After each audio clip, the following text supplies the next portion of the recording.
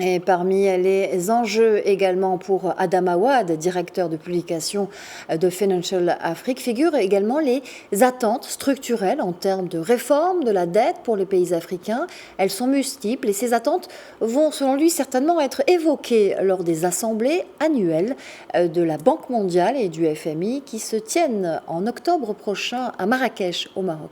On écoute Adam Awad. Bon, c'est symbolique. C'est très rare que les assemblées de la Banque mondiale et du FMI se tiennent sur le continent. Donc, c'est un peu des assemblées qui auront un focus particulier sur l'Afrique.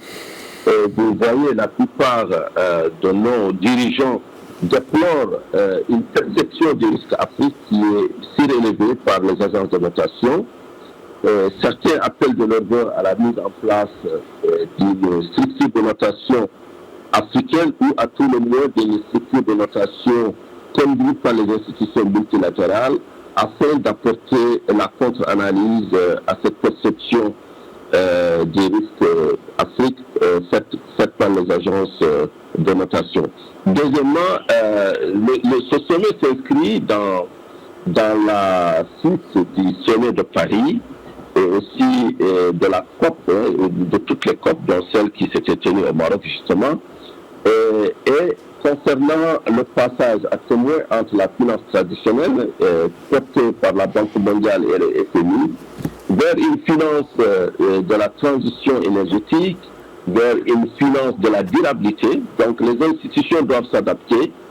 Peut-être ce dont on s'attendrait de la part des pays africains, c'est que le FMI revoit ses grilles d'analyse en matière de son cadre, de son fameux cadre de viabilité de la dette qui sert de lucarne pour analyser les performances de nos pays.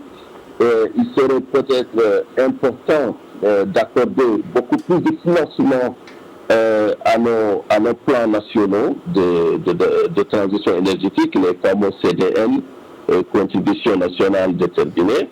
Donc, si le FMI et la Banque mondiale inaugurée par des fenêtres vertes, comme l'a fait d'ailleurs la BAC, par exemple la Banque africaine de développement, par des instruments destinés exclusivement à encourager nos économies à aller vers la transition.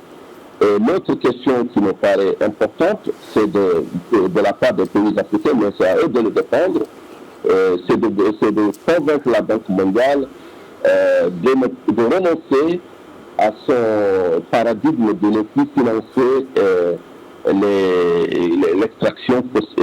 l'extraction fossile, c'est-à-dire l'énergie fossile.